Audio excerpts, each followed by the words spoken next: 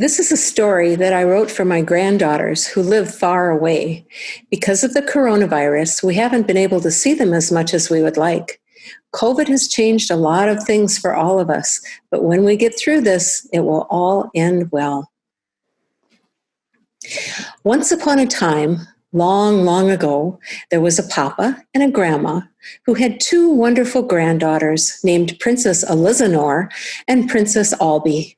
They loved them so very much.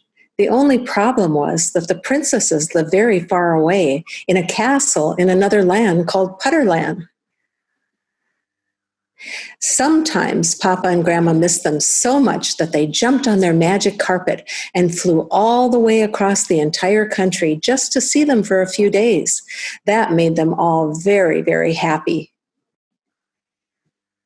During those visits, they would read stories, go to the park, and sit on the royal couch for some serious snuggling time with the princesses. It was wonderful. But one day, a very strong wind blew through the whole country. It blew and circled and blew some more until it formed into a very ugly glob. This made all the people stay inside their houses, waiting until it was safe to go out again. Magic carpets didn't fly. Children stayed inside their houses. Schools shut their doors. Moms and dads worked from home. And papas and grandmas stayed right where they were. Now this was a problem. They couldn't visit Princess Elizanor and Princess Albie, and that made them very, very sad, because the visits to the princesses were Papa and Grandma's favorite thing to do.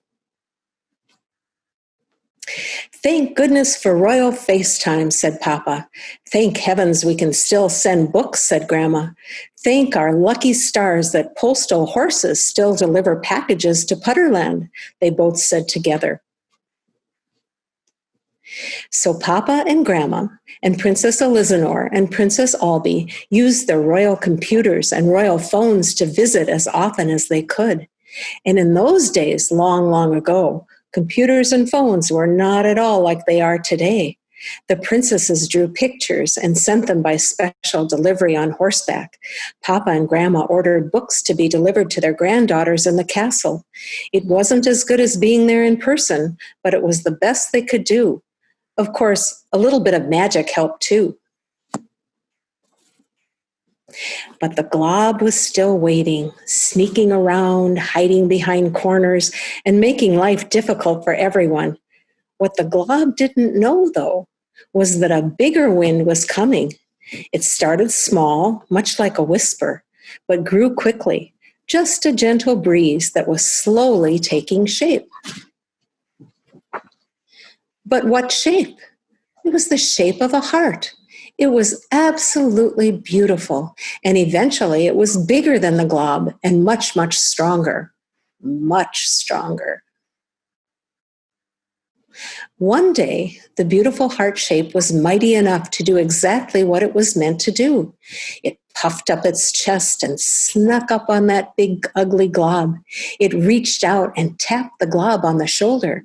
And when the glob turned around, the heart shape wrapped its arm around that big, ugly glob and squeezed until it melted into a puddle of mud and dirt and just plain stinky crud.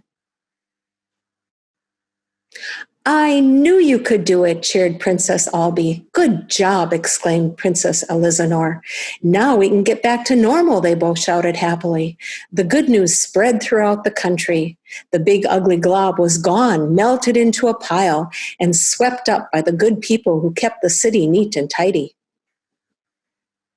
Papa and Grandma were so happy. They packed their bags and they boarded their magic carpet.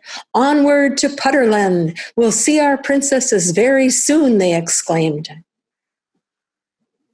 And when they arrived at the castle, they hugged the princesses so tightly they all nearly fell over. Everyone was so happy. Can we read a book together? Asked Princess Albie. Of course, said Grandma, who loved nothing better than snuggling and reading books with the princesses. And when they settled on the royal couch with a good long book, they noticed the red heart shape sitting merrily right next to them. She was smiling and looked very pleased with herself. I wonder what she's made of, pondered Princess Albie, who was always very curious about everything.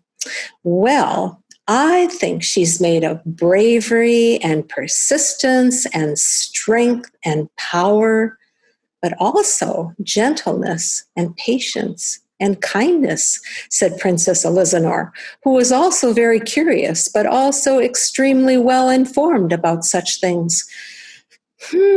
Said Princess Albie, scratching her head. I think she's made of one more thing, said Papa. He had noticed a tiny little opening in her back, and when he pulled on a loose silk thread, guess what poured out all over the room? Love. She was full of love for everyone. Papa and Grandma and Princess Elizanor and Princess Albie snuggled on the royal couch, watching the whole world fill up with love, and that made everyone very, very happy. And it all ended well. The end.